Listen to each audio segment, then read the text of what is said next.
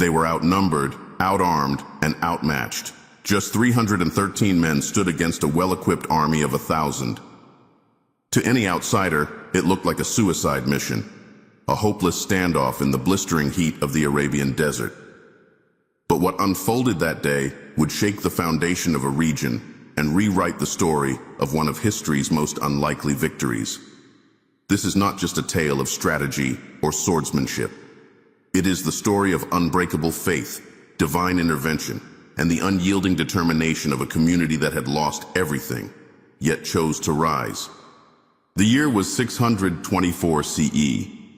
In the small but growing city of Medina, a fledgling Muslim community, barely 2 years removed from exile, was learning how to stand on its own. They had come from Mecca with nothing but their faith. Their homes had been confiscated, their businesses seized, and their belongings looted. Among them was their leader, the Prophet Muhammad, once mocked, now respected, but still tested at every turn.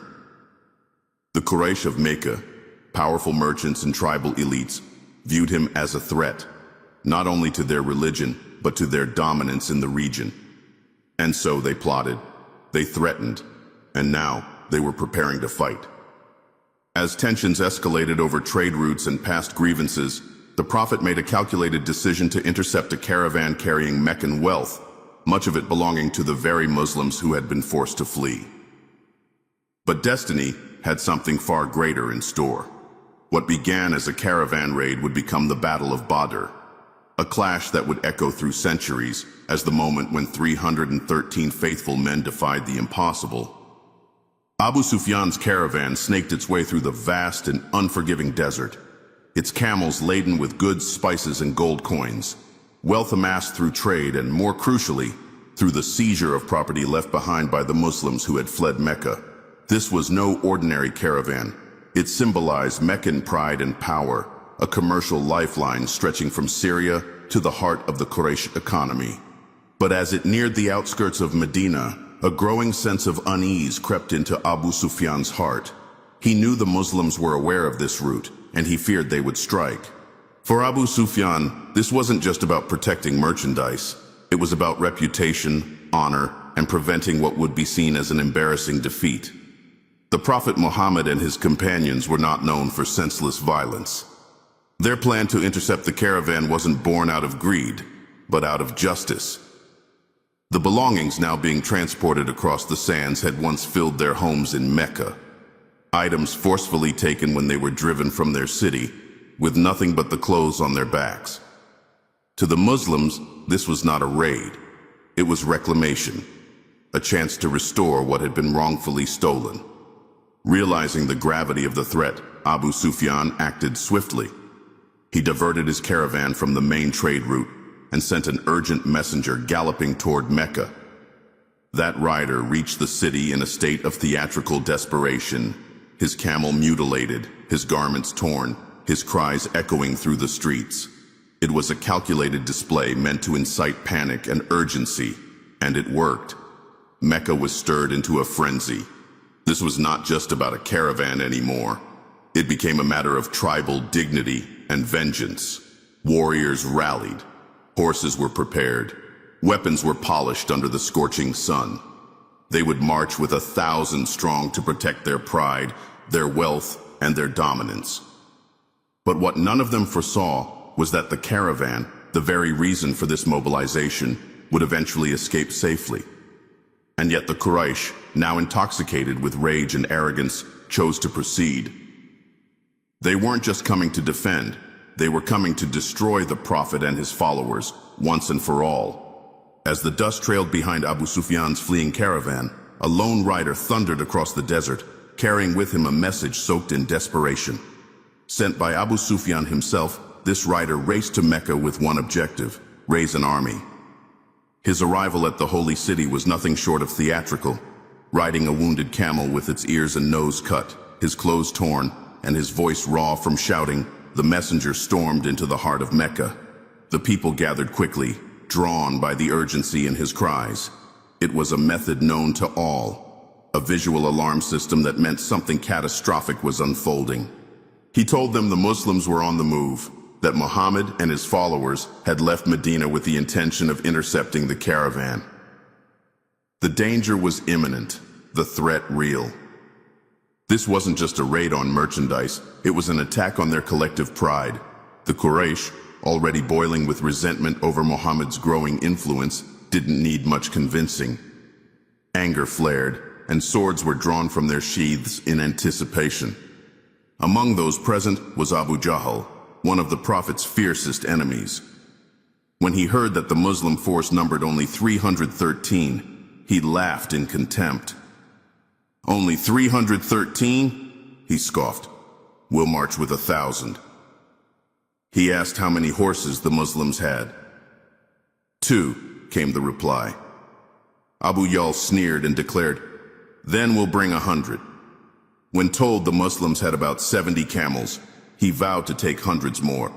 For every weakness he heard, he answered with arrogance. To him, this wasn't just an act of defense. It was an opportunity to crush Muhammad once and for all. Even after receiving word that the caravan had safely escaped the threat, Abu Jahl refused to turn back. The logic of the situation no longer mattered. This had become a matter of pride, of tribal superiority. Abu Jahl had decided war was inevitable. They would meet the Muslims at Badr, not to protect wealth, but to extinguish a rising movement they could no longer control. As the Quraysh army marched with full strength and confidence, the Muslim contingent, vastly smaller and poorly equipped, moved with quiet resolve. Prophet Muhammad, peace be upon him, led this group not with the fire of vengeance, but with the clarity of purpose. Every step was calculated, every decision weighed with wisdom and consultation. The Muslims had no illusions about the odds stacked against them. They were 313 men, many of them without armor, with only 2 horses and about 70 camels between them. Yet they walked forward, not because they believed in numbers, but because they believed in something far greater, divine justice and a cause worth defending. When they reached the area of Badr, a region known for its wells and strategic positioning, the Prophet initially chose a spot for the Muslim army to camp. But one of his companions, Al-Hubab ibn al-Mundhir, respectfully asked whether this position had been chosen by divine command or by human judgment. When the Prophet replied that it was a decision made through consultation, Al-Hubab suggested a different location, closer to the main water wells and further from the Quraysh. He explained that if they camped near the wells and secured control over them, they could deprive the enemy of water and force them into exhaustion before the battle even began. The Prophet, always open to counsel and deeply respectful of wisdom, accepted the suggestion without hesitation. The army moved to the new location that very night. This decision would prove critical. Controlling the wells of Badr allowed the Muslims to dictate the terms of the battle. It gave them not only physical advantage, but psychological strength. They built a small shelter for the Prophet, where he could observe the battlefield and pray. From this shelter, he spent the night in earnest supplication, asking Allah for victory, for protection, and for the future of his fledgling community. He also organized the ranks with intention and care. The front lines were made up of the most seasoned warriors, including those who had pledged their lives to him in Mecca and during the migration. He rotated soldiers to keep the energy steady, aligning them not by seniority or class, but by readiness and strength of heart. With every detail attended to, the Prophet did not promise victory to his companions, but he promised meaning. Win or lose, they were standing for truth, and that alone made them stronger than any army. The dawn of battle at Badr broke with a heavy stillness, a quiet tension that hung in the air between the two armies. The Meccans, confident in their numbers and armor, stood in formation, convinced that their sheer force would crush the Muslims within moments. But the Muslims, though fewer, stood united, anchored by a shared belief and an unwavering trust in their Prophet's leadership. The ground between them, soon to be soaked in sweat and blood, became the setting for one of the most legendary openings in Islamic history, the Challenge of the Champions. From the ranks of the Quraysh emerged three warriors: Utbah ibn Rabi'ah, a prominent elder of Mecca, his brother Shayba, and Utbah's son Walid. Clad in full armor and radiating confidence, they called out to the Muslims, demanding that equals meet them in single combat. It was a traditional way to begin a battle among the Arabs, a duel to establish dominance and shake the enemy's morale. From the Muslim side, three Ansar, supporters from Medina, stepped forward to accept the challenge. But the Meccan champions sneered at them. "Who are you?" they barked. "We don't want you. Send us our own blood, those who have betrayed their fathers and forefathers." The Prophet, recognizing their demand and the opportunity to show the strength of his most loyal men, summoned three of his closest and most courageous followers. Hamza ibn Abdul Muttalib, the lion-hearted uncle of the Prophet; Ali ibn Abi Talib, the young and fearless cousin of the Prophet, only 24 years old; and Ubaidah ibn al-Harith, a noble warrior from the Prophet's clan. The three Muslims stepped forward with purpose, their swords gleaming under the rising sun. What followed was swift and fierce. Hamza met Shayba and struck him down with ease. Ali clashed with Walid and overpowered him with speed and precision. The duel between Ubaidah and Utbah was more brutal and evenly matched. Both men landed heavy blows, and Ubaidah suffered a deep wound to his leg, but Hamza and Ali rushed to his aid, finishing Utbah and carrying their injured brother back to the Muslim lines. Though Ubaidah would later succumb to his wounds, his sacrifice marked the first of many noble acts that day. These initial duels sent shockwaves through the Meccan ranks. Their champions had fallen, their pride bruised, and their morale shaken. The Muslims, though outnumbered, had made their first stand with honor and strength. The desert winds carried the tension into the silence that followed, as the rest of the battle loomed just beyond the horizon. With their champions fallen and the honor of their finest men lying in the sand, the Quraysh army was rattled. The echo of steel and the cries of the dying still lingered as the full weight of battle approached. On one side, 1,000 men brimming with confidence, adorned in armor and assured by sheer numbers. On the other side, 313 believers, most of them lacking proper weapons or armor, yet carrying something far heavier, a mission they believed had divine backing. As the sun climbed over the barren terrain of Badr, a quiet standoff began to stir into chaos. The Prophet Muhammad, standing among his men, had instructed them with clarity. "Do not move from your position. Hold your ground."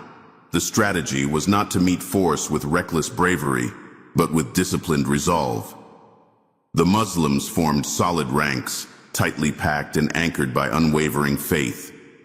They were not aggressive, but neither were they afraid. Their plan was to hold the line, absorb the first wave, and let the enemy's arrogance work against them. It was a psychological game, and the Quraysh, swollen with pride, fell right into it. Abu Jahl, fuming from the humiliation of the lost duel and the Prophet's calm resistance, ordered a full assault. He believed it would be a quick and decisive clash. A storm of swords, a few fallen rebels, and then a triumphant return to Mecca. But as the Quraysh surged forward, they found not a fleeing band of outcasts, but a wall of unshakable resolve. The Muslims absorbed the first wave, their lines holding firm. Their limited numbers were masked by clever tactics, rotating fighters to the front lines, refreshing the defense, creating the illusion of greater strength. Confusion spread among the Meccan ranks.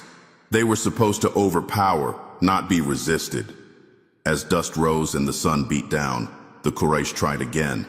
Abu Jahl screamed for another attack, thinking pressure would break the smaller force. But the same result followed. Muslim ranks remained intact, unwavering. Quraysh warriors began falling, 5 for every 1 Muslim, and still the Muslims did not retreat. Their psychological advantage deepened with every moment. The more the Quraysh pushed, the more they faltered. Amid the chaos, something shifted. The battle was no longer about numbers or weapons. It became a test of belief, of resolve. of whose hearts were truly ready to endure, and it was becoming clear that faith was proving mightier than any sword. As the afternoon heat pressed down upon the sands of Badr, the tension reached a boiling point. The Quraysh, frustrated and fatigued, had already made multiple failed attempts to shatter the Muslim lines. Their pride was wounded, their rhythm broken. The enemy that was supposed to collapse under pressure had not only withstood the onslaught, but had begun to shake their confidence. Still, Abu Jahl refused to retreat. His fury had blinded him to strategy. His mind was fixed on one goal: crush Muhammad and end this rising movement once and for all. He ordered one final, full-force assault. The Quraysh ranks reorganized, rallied their men, and surged toward the Muslim lines with everything they had. Dust clouds rose into the air as the ground trembled with the sound of hooves and the clash of weapons. But this time, something was different. The Muslims did not merely hold their position, they responded. As the Meccans advanced, the Muslims launched a coordinated counterattack, charging forward with precision and force. It was not chaos. It was purposeful, controlled, measured. The defenders had become the aggressors. What the Quraysh had failed to anticipate was the spiritual conviction that drove each Muslim fighter. They weren't fighting for land or wealth. They were fighting for truth, for faith, for the promise of a better world, and it showed. Their movements were sharp, their unity flawless. The Prophet himself had raised his hands in earnest prayer that morning, seeking divine assistance. And now it felt as though the heavens had answered. In the thick of the battle, the tide turned. Quraysh fighters began to falter. Some fled in confusion, others dropped their weapons. The weight of their numbers became a burden rather than a strength, as the battlefield turned against them. In the chaos, the Muslim warriors found clarity and momentum.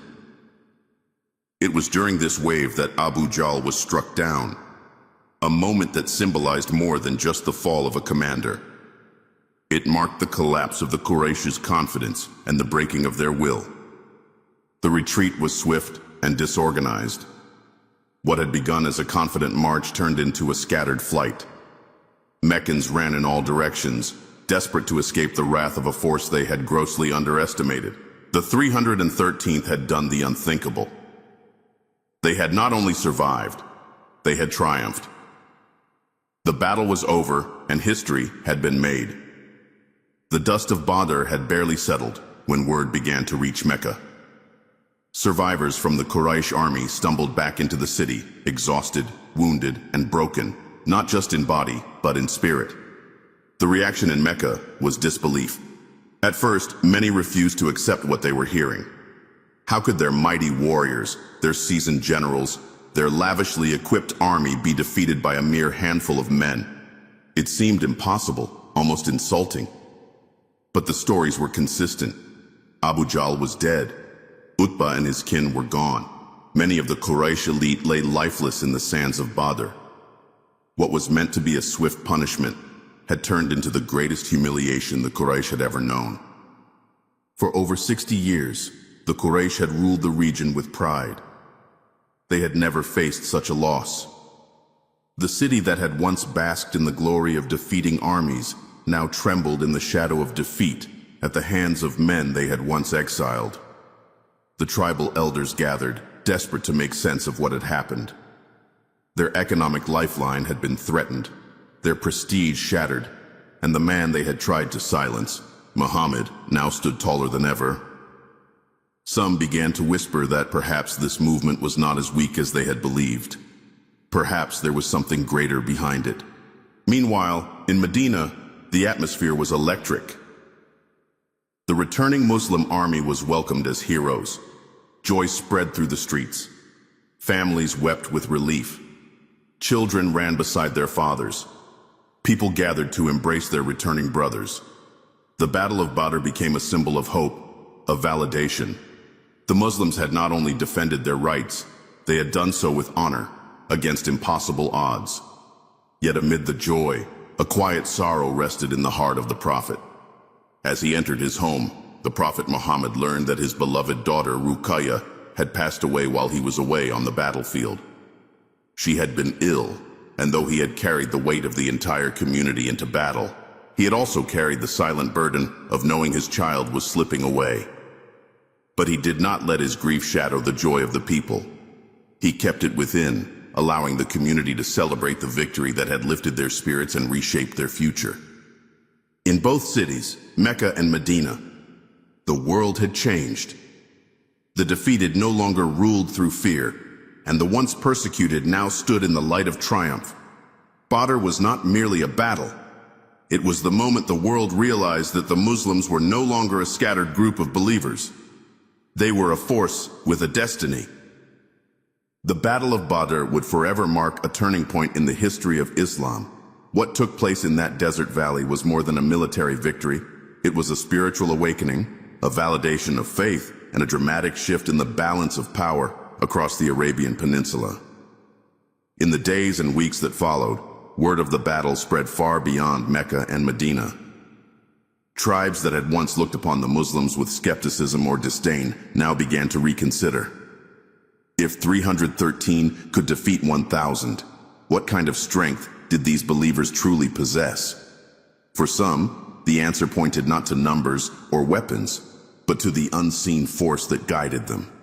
Their unshakable belief in one God and their trust in Muhammad as his messenger. The prophet did not let the victory breed arrogance. He knew what lay ahead. The Quraysh would not rest. Their pride had been wounded, their losses severe, and their fury only deepened by the realization that their enemy was no longer weak. Even as Medina celebrated, whispers of revenge brewed in Mecca. Abu Sufyan, who had escaped the earlier threat to his caravan, now took charge of Quraysh preparations. He vowed to avenge the humiliation of Badr by raising a far greater army, one that would number in the thousands and strike at the heart of Medina with merciless intent. Within the Muslim community, Badr instilled a renewed sense of purpose.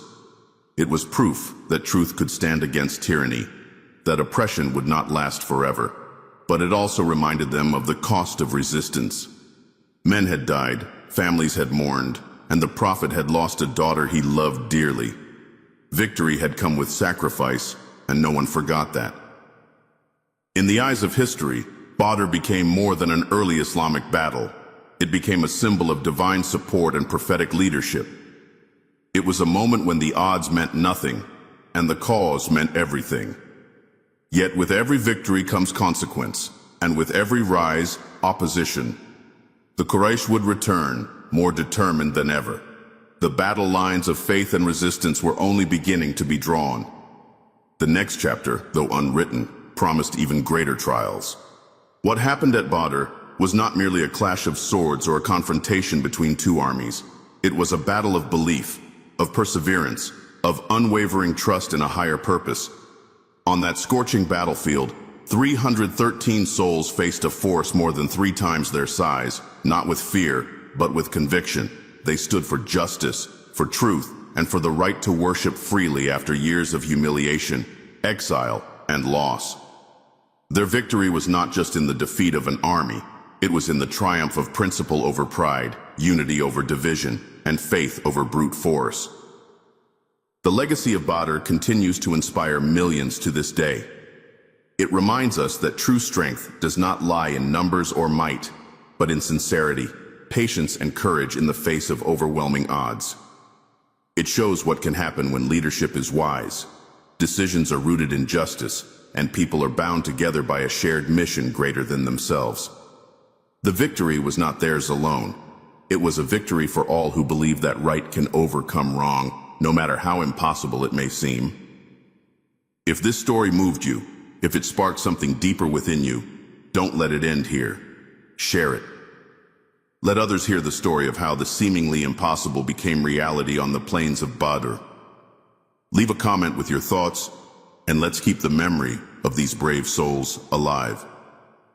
And if you want to learn what happened next, how the Quraysh responded, and what battles followed, make sure to subscribe and stay with us as we uncover the next chapter of this epic journey.